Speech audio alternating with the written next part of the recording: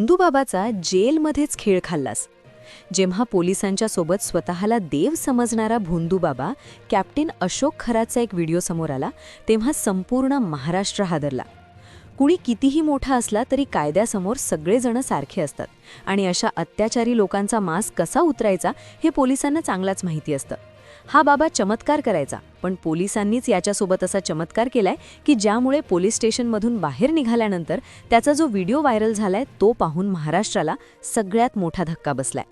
गेल्या काही महिन्यांपासून नाशिक पोलिसांनी मोठमोठ्या गुंडांना ज्या पद्धतीने वठणीवर आणलं, तोच इंगा आता या भोंदूबाबाला दाखवलाय. हा व्हिडिओ शेवटपर्यंत बघा, कारण समाजात धर्माच्या नावाखाली कसे साप सापडलेत आणि तुमची कशी फसवणूक होऊ शकते हे समजणं खूप गरजेचे आहे. एका चुकीमुळे तुमचं आयुष्य कसं उद्ध्वस्त होऊ शकतं हे जाणून घेण्यासाठी हा व्हिडिओ चुकवू नका. खरातवर सध्या अत्याचार, काळी जादू, जीवे मारण्याच्या धमक्या, नरबळी प्रतिबंधक कायदा आणि जबरदस्तीने गर्भपात करणे असे एकापेक्षा एक भयंकर गुन्हे दाखल आहेत. SIT चौकशी करत असतानाच आता नाशिक क्राईम ब्रांचने याचा ताबा घेतलाय. पण सध्या चर्चा कशाची आहे, तर त्या खरातच्या सुजलेल्या अवताराची, जो चालताना अक्षरशः लंगडतोय. नक्की काय घडलं त्या रात्री जाणून घेऊया या व्हिडिओतून. नाशिक गोदावरीच्या काठावर वसलेलं हे शहर अध्यात्म, संस्कृती आणि परंपरेचं माहेरघर मानलं जातं. कुंभमेळ्याची भूमी असलेल्या या जिल्ह्यात रोज हजारो भाविक श्रद्धेनं नतमस्तक होतात. पण याच श्रद्धेच्या ओलाव्याचा फायदा घेऊन जर कोणी गलिच्छ खेळ मांडत असेल तर? गेल्या काही दिवसांपासून नाशिकच्या हवेत एक वेगळंच गूढ आणि सस्पेन्स निर्माण झालाय. सोशल मीडियावर स्वतःला कॅप्टन म्हणवून घेणारा, अलौकिक शक्तींचा दावा करणारा आणि राजकारण्यांपासून बड्या अधिकाऱ्यांपर्यंत ज्याचा वावर होता, तो एक चेहरा आज कायद्याच्या कचाट्यात सापडलाय. पण हे प्रकरण केवळ एका अटकेपुरतं मर्यादित नाहीये. यामागे लपलेली आहे एक भयानक साखळी, फसवणुकीचं जाळं आणि दैवी शक्तीच्या नावाखाली केलेला छळ. ज्या हातांनी एकेकाळी प्रसाद दिला तेच हात आज पोलिसांसमोर जोडलेले आहेत. नाशिक पोलीस आणि गुन्हे शाखेनं रचलेलं हे चक्रव्यूह नेमकं काय होतं? एका आलिशान बंगल्यात राहणाऱ्या तो व्यक्ती अचानक कायद्यासमोर हतबल कसा झाला? आणि सर्वात महत्त्वाचं म्हणजे गुन्हेगारी विश्वात नाशिक पोलिसांची जी खास दहशत आहे, तिचा प्रत्यय या प्रकरणात कसा आला? चला, या रहस्याचा थरार टप्प्याटप्प्याने उलगडूया. कथेची सुरुवात होते 18 मार्चच्या त्या कुंद पहाटेपासून. नाशिकमधील एक आलिशान बंगला, ज्याचं नाव होतं तृप्तबाला.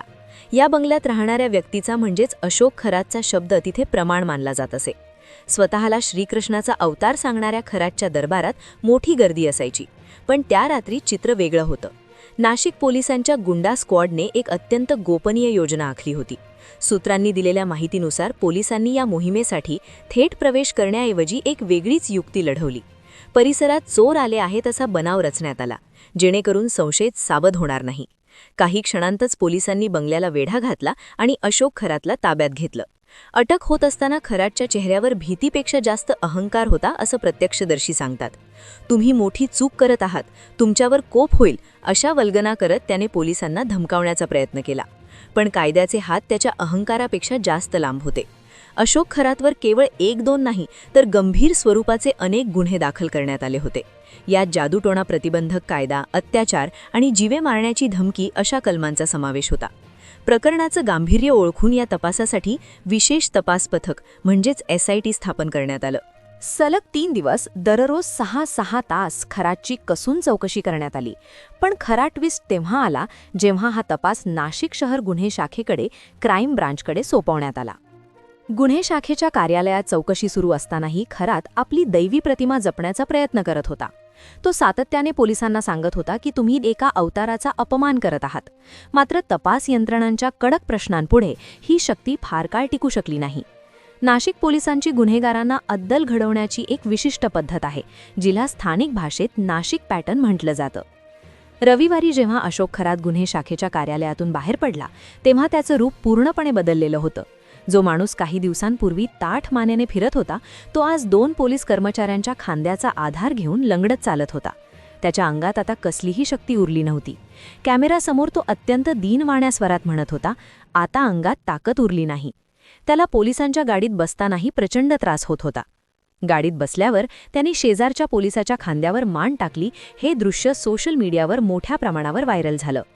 याचवेळी नाशिक पोलिसांनी त्याच्याकडून एक वाक्य वधवून घेतलं, जे ऐकण्यासाठी नाशिकर उत्सुक होते. नाशिक जिल्हा कायद्याचा बालेकिल्ला. तपास जसा पुढे गेला तशी खरातच्या मायाजालातील धक्कादायक माहिती समोर येऊ लागली. तो लोकांना कशाप्रकारे भुरळ घालत होता हे ऐकून तपास यंत्रणाही अवाक झाल्या. त्याच्या ईशान्येश्वर मंदिरात त्याने एक रबरी साप ठेवला होता जो रिमोटवर चालत असे. हा साप अचानक हलवून तो भाविकांना वाटायचं की ही एखादी दैवी शक्ती प्रगट झाली आहे. इतकंच नाही तर बाजारात 100 रुपये किलो मिळणारे साधे चिंचुके तो दैवी शक्ती असलेले मणी म्हणून तब्बल 1 लाख रुपयांना विकत असल्याचा संशय व्यक्त केला जात आहे. तसेच विविध प्रकारचे खडे 6,000 ते 50,000 विकून तो लोकांच्या श्रद्धेचा बाजार मांडत होता. जर कोणी हे खडे काढण्याचा प्रयत्न केला तर तुझ्या कुटुंबावर कोप होईल अशी भीती तो घालत असे. हे सर्व कृत्य लोकांच्या भावनिक ओलाव्याचा गैरफायदा घेणारे होते असे प्राथमिक तपासात दिसून येत आहे. या प्रकरणाचा सर्वात काळा अध्याय म्हणजे महिलांवर झालेले कथित अत्याचार. सरकारवाडा पोलीस स्टेशनमध्ये खरातच्या विरोधात 2 नवीन गुन्हे दाखल झाले आहेत. एका पीडित महिलेने दिलेल्या माहितीनुसार तिला मुलगा होईल असे आमिष दाखवून आणि पूजेच्या नावाखाली तिच्यावर कठोर पाऊल उचलण्यात आले. तिला सापाची आणि वाघाची कातडी दाखवून घाबरवण्यात आले होते. दुसऱ्या एका प्रकरणात कौटुंबिक वाद मिटवण्याच्या नावाखाली एका महिलेची फसवणूक करण्यात आली. खरातने तिला तू मागच्या जन्मेची अप्सरा आहेस असे सांगून भावनिक जाळ्यात ओढले आणि त्यानंतर तिचं शोषण केलं असा आरोप आहे.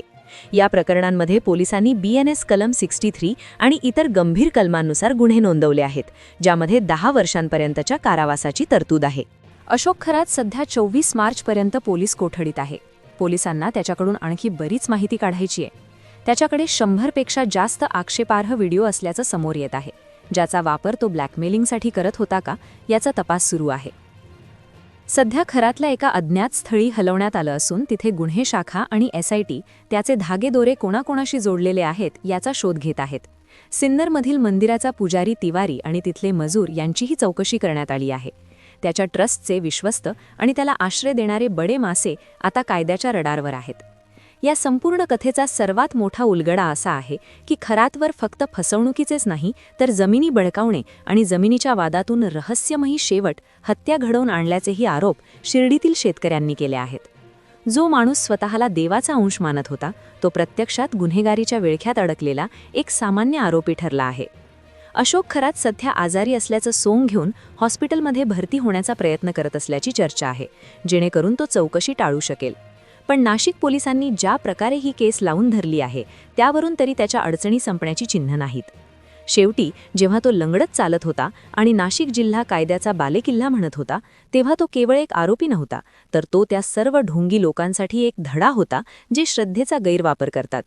ताकद उरली नाही असं म्हणणारा खरात आता कायद्याच्या पिंजऱ्यात बंदिस्त आहे. मित्रांनो, तुम्ही ही व्हिडिओमध्ये पाहिलं की कशा प्रकारे नाशिक पोलिसांनी एक ढोंगी बाबाचा माज उतरवला आहे. पण फक्त प्रश्न एका अशोक खरातचा नाही आहे, प्रश्न आपल्या समाजाचा आणि आपल्या श्रद्धेचा. खरं सांगायचं तर आजच्या काळात विज्ञान इतकं पुढं गेलं आहे, पण तरीही आपण अशा बंधुबाबांच्या जाळ्यात अडकतोच कसा. रिमोटवर चालणारा साप दाखवून जर कोणी स्वतःला देव म्हणत असेल तर विचार करा की तो आपल्याला मानसिकतेचा किती चुकीचा फायदा घेतो. नाशिक पोलिसांनी जर बालेकिल्ला म्हटले तर खरोखरच कायद्याचा बालेकिल्ला ठरला आहे.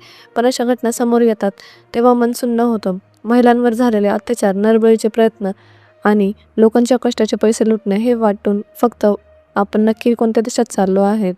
नाशिकच्या पोलीस आयुक्तांनी आणि गुन्हे शासकीने ज्या पद्धतीने ही कारवाई केली त्यांचं कौतुक व्हायला हवं. ज्याला आपण नाशिक पॅटर्न म्हणतो तो आज पुन्हा एकदा दिसलाय. गुन्हेगारांच्या मनात कायद्याची दहशत बसवणं किती गरजेचं आहे हे लंगडत चालणाऱ्या बाबाच्या व्हिडिओवरून स्पष्ट होतंय.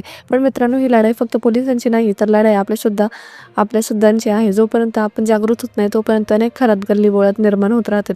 माझी तुम्हाला एक कळकळीची विनंती आहे, आपण आजूबाजूला जर असा कोणी चमत्कार करण्याचा दावा करत असेल तर अडचणींना फायदा घेऊन तुम्हाला घाबरत असेल तर सावधान व्हा.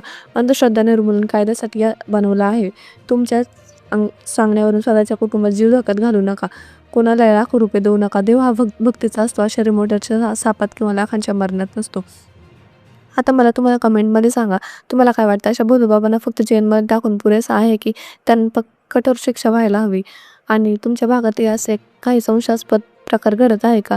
तुमची मतं खाली कमेंट बॉक्समध्ये नक्की लिहा, कारण तुमच्या एका कमेंटमुळे कदाचित इतर लोक कोणाची तर फसवणूक थांबवू शकते. व्हिडिओ आवडला असेल तर लाईक करा आणि चॅनलला सबस्क्राईब करायला विसरू नका.